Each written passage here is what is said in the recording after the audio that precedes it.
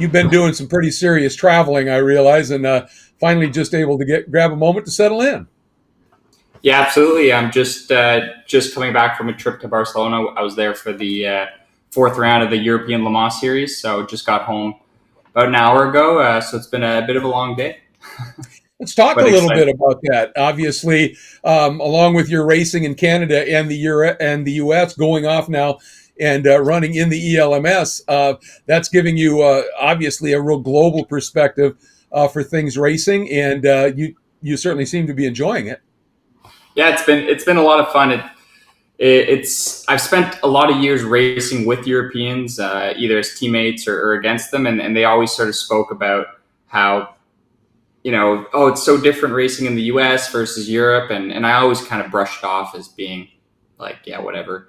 But being able to experience it firsthand was really something that made me realize that it is a very different ball game. Uh, it's funny how I would say the level of competition is no higher. It shows how strong IMSA is, but it also goes to show how there really are different ways to kind of achieve the same results. And I would say just the mentality within the teams and the drivers and just the general working of the race series can be so different at something that technically is the same thing, but at the How same point, it's specifically? totally different. Can you Pardon? give us some specifics as to how it's different?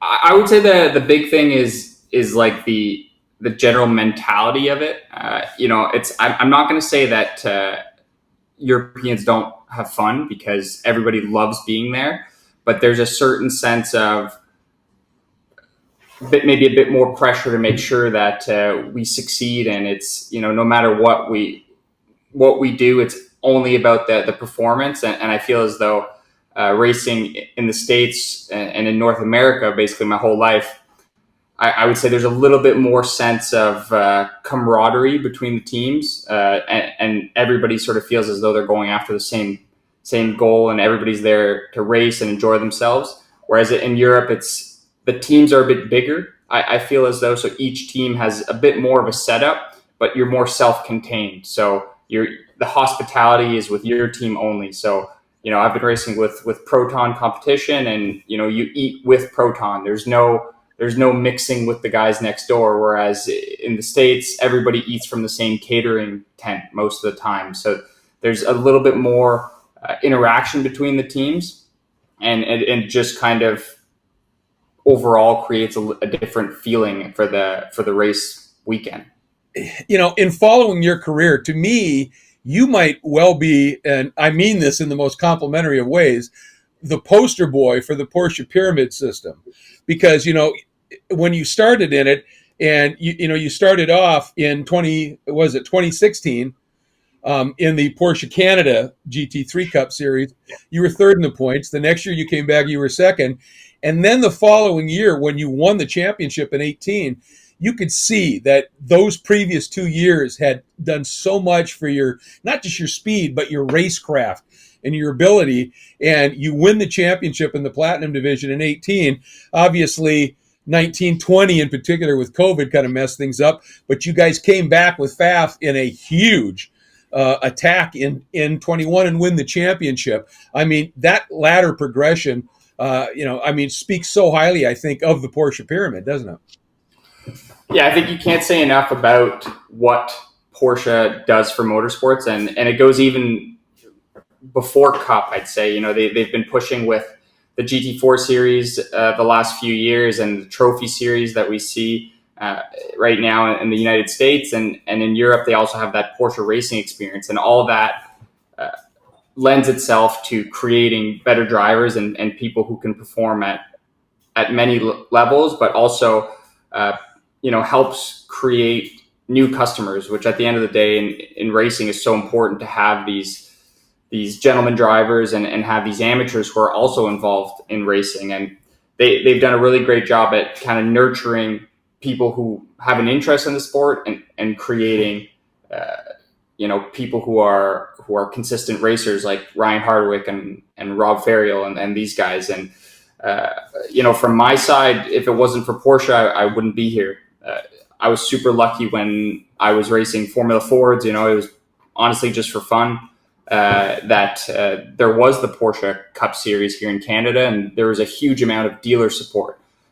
There was a program within Porsche Canada where they allowed the dealerships to basically sponsor drivers and sponsor race teams and use that as part of their marketing dollars. And that's what allowed me to get into GT3 Cup racing. And obviously, like you said, I had a lot of success there, and it was tons of fun. And I learned a huge amount, especially going into sports cars, because I came from, a little bit of karting, a little bit of open wheel, but never at a super high level. And then jumping into probably the highest level I'd ever raced at in a cup car, and subsequently also being the first time ever racing in a GT car.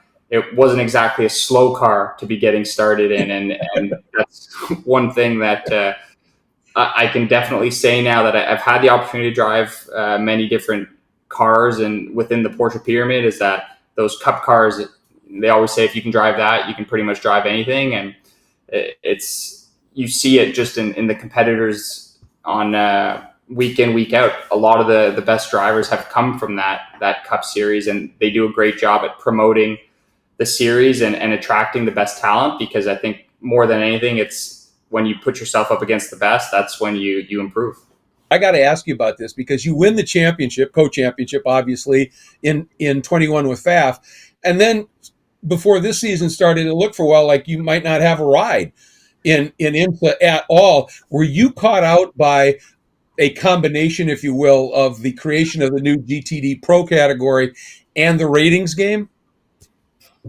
Yes and no. When the announcement came out, I think it was Sebring, maybe it was even Daytona at the beginning of last year.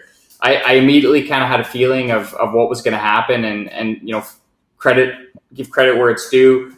I'm still super close with FAF. They still support me in my racing in Europe. They're still on my helmet. I still carry that team with me, and they told me basically not as soon as they knew, but basically as they were making their decisions for the future, I was part of each conversation. So I was never left out of any conversation. I knew as much as anybody else. And as a driver, that's all you can ask for. At the end of the day, it's not always entirely in your hands, and it's also sometimes not entirely in the team's hands of what decisions are going to get made.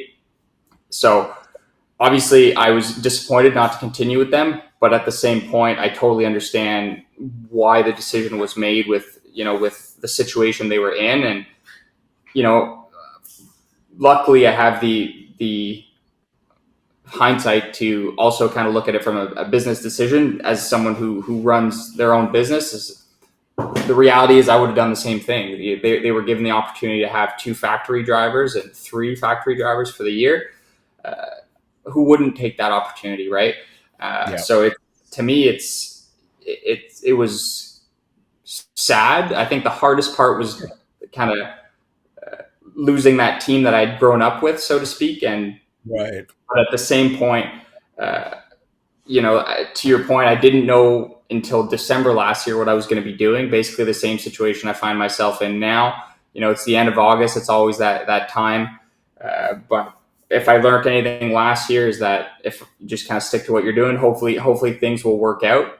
And it is a little bit of a game, as you mentioned, with the ratings and the classes. It's a constant shuffle that nobody. I think anybody who says they understand it, I think they're lying, because it is a game and a difficult thing. So it's put everything into perspective, and it just makes you realize, somebody who's in my position, how lucky I am just to be able to race at all. And we'll see what happens. Well, and you landed sort of on your feet with the ELMS gig, and then becoming the endurance driver for Wright, where you guys managed to win Daytona. And I think you put the car on pole for Sebring. So continuing to let people know that, you're the real deal and you're out there. Let's talk about that job, that full-time job you were talking about, because you've taken your connection with Porsche in Canada in particular to an almost new level, haven't you? Yeah, absolutely. When I was racing Cup at the time, I was finishing graduate school. I was doing my master's in economics, and I kind of was thinking to myself, what am I going to do with my life? I don't know if I'm going to be able to race. I don't know what's going to happen. So I found myself in a situation where I had gotten a relationship with Porsche, obviously through the racing and Porsche Canada's involvement in the Cup Series at the time.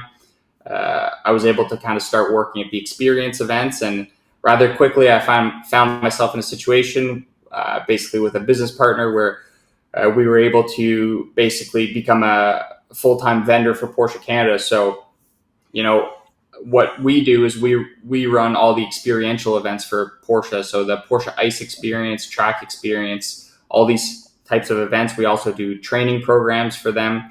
So we do over 150 event days a year for Porsche, whether it be one person helping out on a filming day to a full-blown A to Z organization of a program where we have 25 people working on site at an event with 64 customer cars.